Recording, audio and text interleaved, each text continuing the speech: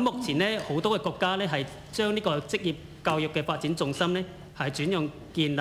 或者係進一步咧係完善現代學徒制度嘅。咁國家教育部響14年開始咧係進行現代學徒制嘅試點工作，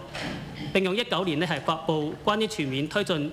現代學徒制工作嘅通知。14.5規劃同埋35年遠景目標嘅建議，亦都係提出增強職業技術教育嘅適應性，探索中國特色學徒制。咁國際勞工組織亦都係表示啦，高質量嘅呢個學徒制係有助緩解技能錯配以及係技能短缺嘅問題嘅。請問司長閣下，第5296M 號法令呢，自公佈至今已經係30年啦。咁當局會唔會借鑑其他國家或者係地區嘅成功經驗，對呢個法令呢係進行檢討同埋修訂，探索構建適合本土實際嘅呢個現代學徒制度，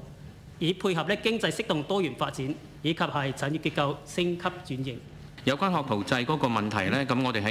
2018年呢就舉辦最後一期嘅，咁其後呢，因為收生不足呢而停辦嘅。咁我哋見到呢，喺因為現時嘅好多家庭呢都希望小朋友可能唔係喺一個學徒制嘅程度發展，都希望佢能夠進入高校去更加好嘅一個學習嘅生涯。咁所以我哋見到呢，可能係一個咁嘅原因呢，亦導致到嗰個生源嘅問題。咁另外呢，我哋喺